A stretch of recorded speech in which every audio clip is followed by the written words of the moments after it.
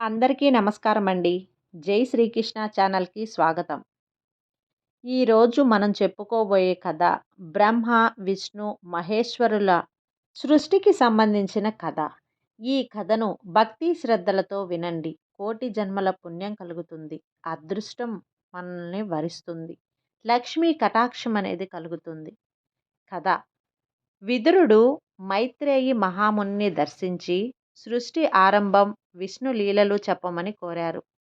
అప్పుడు మైత్రేయి మహర్షి విదురుడితో, విదురా, మహేశ్వర సంకల్పంతోనే ఓ మహాపురుషుడు ఆవిర్భవించాడన్నమాట. అంతలోనే ఈ సుందరాకారునికి తగిన జంటగా పక్కనే మహాలక్ష్మిని కూడా అవతరింపజేశాడు. వీరిద్దరి జంట ఆది దంపతులైన పార్వతీ పరమేశ్వరులకు కన్నుల పంట కలిగించింది. ఆ మహాపురుషుడిని చూస్తూ అతనికి దివ్యమైన ఆభరణాలని, పట్టు పీతాంబరాలని ప్రసాదించాడు మహేశ్వరుడు. వాటిని ధరించిన ఈ తేజోవంతుడు మరింత శోభాయమానంగా వెలిగిపోతున్నాడు. ఆ ఉత్తమ పురుషుణ్ణి చూస్తూ మహేశుడు ఇలా అన్నాడు: పీత వస్త్రాన్ని ధరించడంతో నిన్ను పీతాంబరదారుడని, మహాలక్ష్మికి భర్తవైనందున మాధవుడవని, విశ్వమంతా వ్యాపించి ఉంటావు కాబట్టి విష్ణుమూర్తి అని, అలాగే సృష్టికి ముందుగా పుట్టినవాడవు కాబట్టి పురుషోత్తముడవని వ్యవహరిస్తానని చెప్పాడు. ఇంతేకాదు, ఇంకా అనేక పేర్లతో కూడా పూజింపబడతావు. నమశివాయ పంచాక్షరి మంత్రాన్ని జపిస్తూ ఉండు. ముందు ముందు నీవు అత్యంత ప్రధాన పాత్ర వహిస్తావని అక్కడి నుండి శివపార్వతులు అంతర్ధానమైపోయారు. మహేశ్వరుని అన్నతి మేరకు నారాయణుడు నమశివాయ అనే మంత్రాన్ని జపిస్తూ ఆ నీటిలోనే ఉండిపోయాడు. ఇంతలో ఆయనకు ఒక వటపత్రం కనిపించింది. ఆ పత్రంపై శయనించి మంత్రాన్ని జపిస్తూ ఉంటాడు.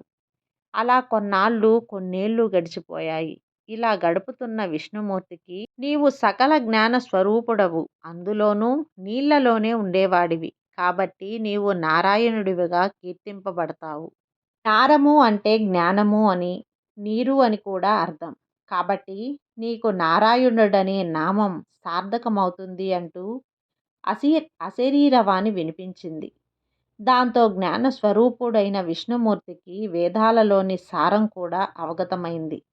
ఇక అప్పటి నుంచి సృష్టిని ఎలా ఉద్భవింపజేయాలి, ఇందుకు ఎవరెవరు అవసరమవుతారు ఇత్యాది విశేషాలన్నీ ఆలోచిస్తూ నమశివాయ మంత్రాన్ని తప్పక జపించసాగాడు. త్రిగుణాలైన సర్వో రజో సమో గుణాలు కలిగినదే ప్రకృతి. ఈ గుణాల ద్వారానే అహంకార మమకారాలు జనిస్తాయి. వీటి వల్లే పంచనాత్ములు శబ్దం, స్పర్శ, రూపం, రసం, గంధం పుడతాయి. వీటి వల్ల పంచభూతాలు భూమి, జలం, అగ్ని, వాయువు, ఆకాశం ఉద్భవిస్తాయి.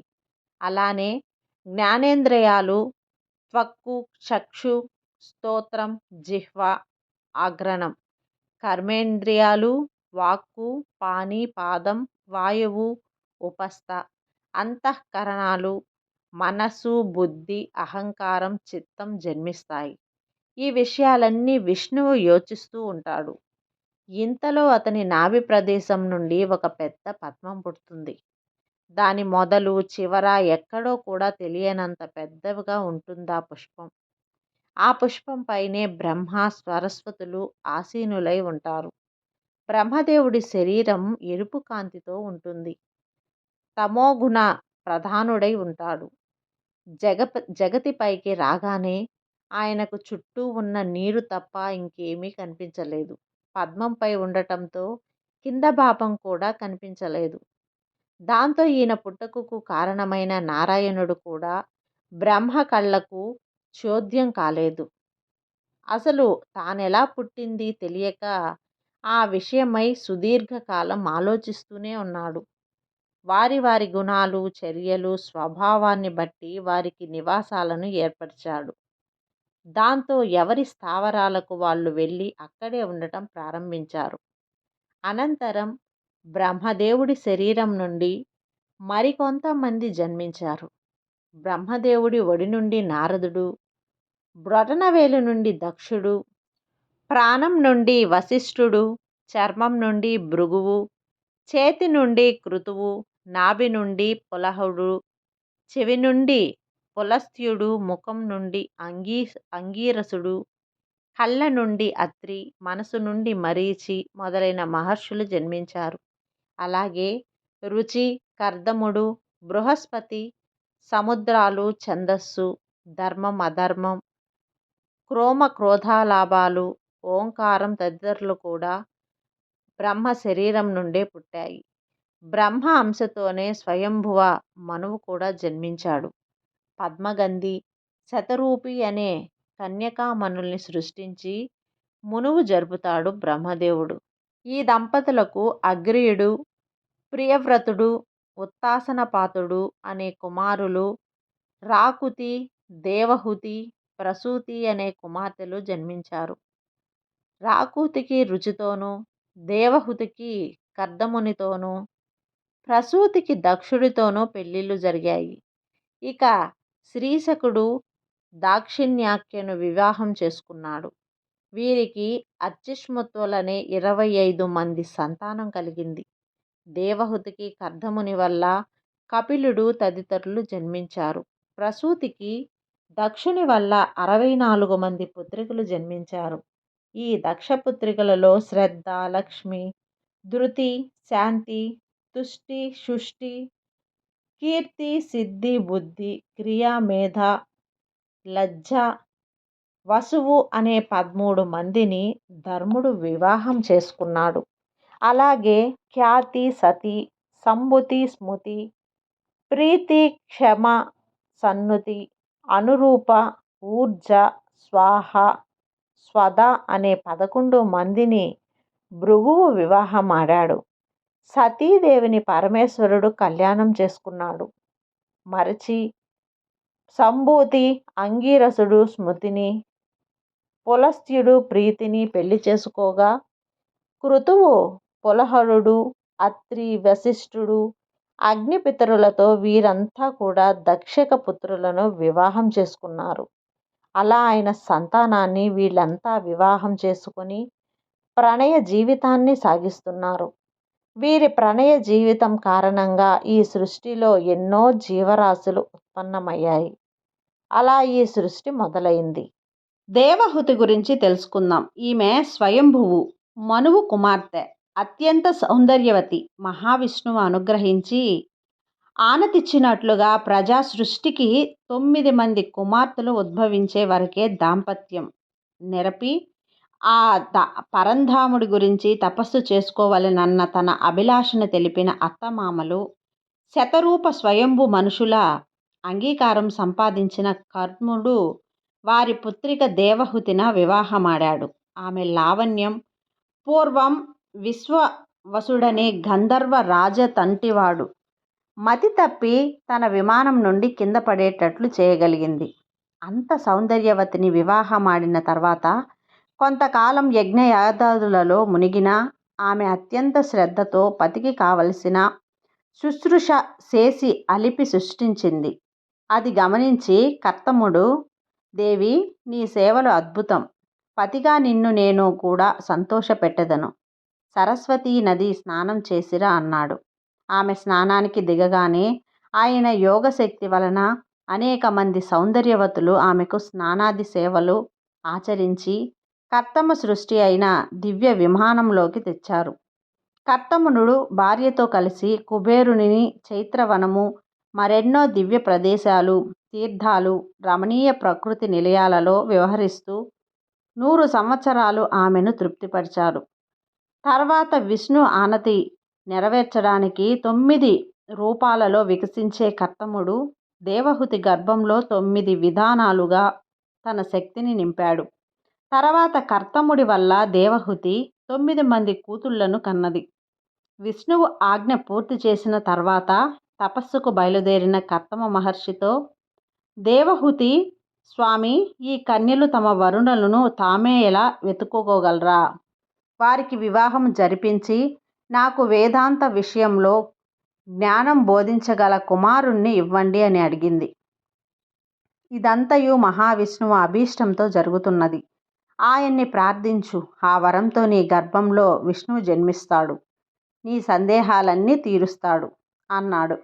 దేవహూతి నిశ్చల మనస్సుతో కొన్ని ఏండ్ల శ్రీహరిని పూజిస్తూ గడిపింది. ఆమె భక్తికి మెచ్చిన పురుషోత్తముడు కర్తమ మునీశ్వరుని దివ్య తేజస్సు ధరించి దేవహూతికి జన్మించాడు. ఆయన పేరు కపిల మహాముని. ఆ కపిలుని రూపంలో ఉన్న భగవానుడు తల్లి దేవహూతికి గల సందేహాలన్నీ తొలగించాడు. వాసుదేవం, సంఘర్షణ, ప్రద్యుమ్నం, అనిరుద్ధం అనే 4 వ్యూహాలను అనుసరించి మోక్షం చెందవచ్చు అని, వాటి లక్షణాలేమిటి అని బోధించాడు. జీవుడి పిండ ప్రదేశం అతనికి ఎప్పుడు జ్ఞానం, ఆత్మజ్ఞానం కలుగుతుంది అని వివరించాడు. సాంఖ్య యోగాన్ని, భక్తి యోగాన్ని వివరించాడు. అట్టహాసం చేసే పనుల కన్నా భక్తిదాయకమైన పూజేందుకు ఉత్తమమైందో వివరించాడు. మరణాంతరం జీవునిని ప్రయాణాస్తవం వివరిస్తాడు. ఎలా గర్భస్థుడై శిశువు భగవంతుణ్ణి ప్రార్థిస్తాడు అన్న అత్య ఆశ్చర్యకరమైన అద్భుత విషయాలను ప్రస్తావిస్తూ, భక్తి వైరాగ్య మార్గాలు ఎలా బ్రహ్మ సాక్షాత్కారానికి సోపానాలో ఆ జ్ఞానబోధనలో పరవశించిన దేవహూతి సుయోగ్యమైన అనుష్ఠానంతో బ్రహ్మ జ్ఞానం సంపాదించుకొని, అఖండ యోగ ప్రభావం వల్ల ఆమె మనస్సు ఆకాశానికి ఎగిరి ఆ కరుణామయుడిలో లీనమయ్యింది. ఆ విధంగా మాత్రేయ ముని విదురుడితో చెప్పాడు. పరీక్షిత్తు మహారాజుతో సుఖమహాముని, ఓ రాజా, స్వయంభువు మనువు కుమార్తె దేవహూతికి కర్తమ ప్రజాపతికి శ్రీ మహావిష్ణువు కపిల మహామునిగా జన్మించి తల్లికి సంఖ్యాయోగంని బోధించాడు కదా.